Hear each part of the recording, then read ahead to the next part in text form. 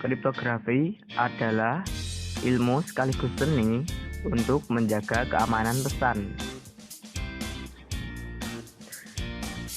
Kriptografi klasik merupakan kriptografi yang digunakan pada zaman dahulu sebelum komputer ditemukan atau sudah ditemukan namun belum secanggih sekarang.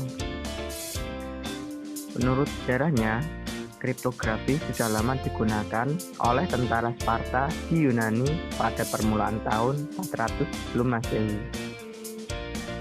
Mereka menggunakan alat yang disebut Skycell. Kriptografi klasik kemudian berkembang pesat pada abad ke-18 Masehi hingga Perang Dunia Kedua, seperti penggunaan metode polyalfabetik hingga penggunaan mesin untuk mengenkripsi dan mendekripsi pesan. Salah satu contoh yang terkenal adalah Enigma yang dipatenkan oleh Arthur Scarpius dan digunakan tentara Nazi Jerman untuk mengenkripsi pesan pada saat pertempuran Perang Dunia Kedua. Penggunaan kriptografi klasik sangat tidak disarankan karena dapat dibacakan dalam waktu singkat. Walaupun demikian, kriptografi klasik perlu untuk dipelajari karena kita dapat memahami konsep dasar kriptografi. Kita dapat memahami dasar algoritma dari kriptografi modern saat ini. Lalu kita juga dapat memahami kelemahan dari sistem kode.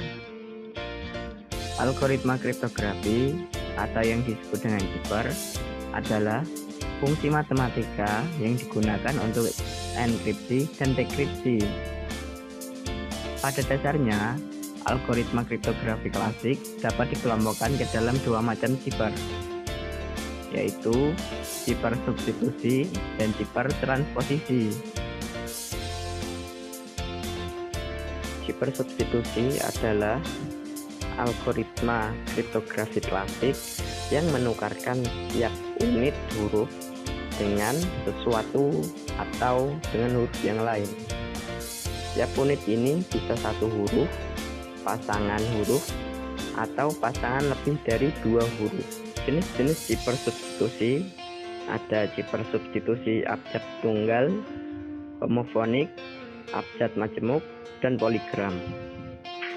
Pada cipher transposisi, huruf-huruf di dalam plain text tetap saja ada, hanya urutannya saja yang diubah.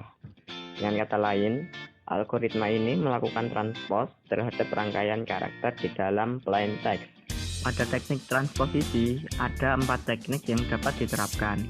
Di antaranya segitiga, spiral, diagonal atau kolom, dan zigzag.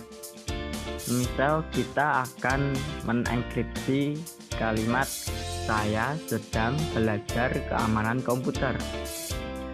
Pada teknik segitiga, kita akan menyusun kalimat tadi menjadi segitiga dengan huruf awal yaitu S pada puncak segitiga. Pada teknik zigzag, kita susun plain text secara naik turun secara zigzag menjadi 4 baris. Contoh algoritma kriptografi klasik.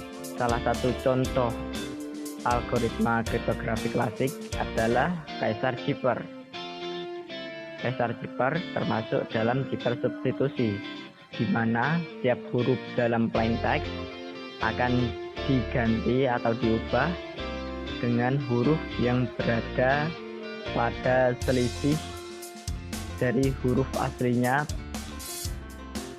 Namun, Caesar cipher ini sangat mudah dipecahkan dengan menggunakan exhaustive key search karena jumlah kuncinya sangat sedikit, yaitu hanya ada 26 kunci. Misalkan kita geser A sejauh 6 langkah ke kanan, maka kita akan dapatkan A sama dengan G, B sama dengan H, dan C sama dengan I, dan seterusnya.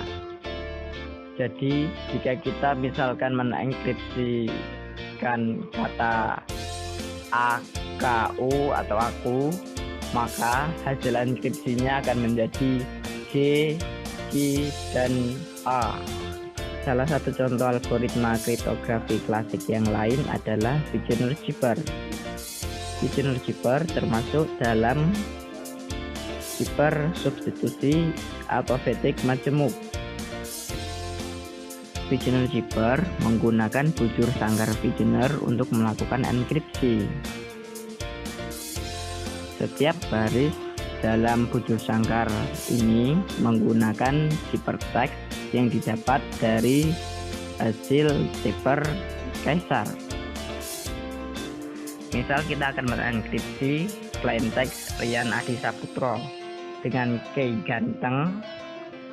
Proses enkripsinya adalah mengambil huruf-huruf dari plaintext dan juga huruf-huruf dari key, di mana huruf awal dari plaintext adalah R dan huruf awal dari G adalah G, maka pertemuan antara R dan G akan bertemu pada huruf X, kemudian dilanjutkan pada huruf-huruf lain.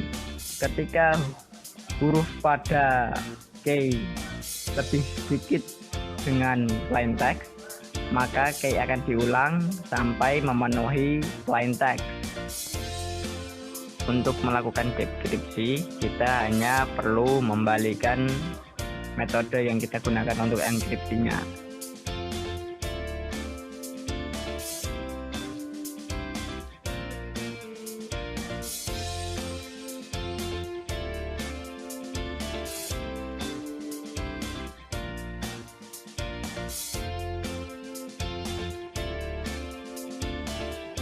Selain Caesar Zipper dan Bigener Zipper, ada juga Playfair Zipper, Enigma Zipper, Affine Zipper, dan Hill Zipper.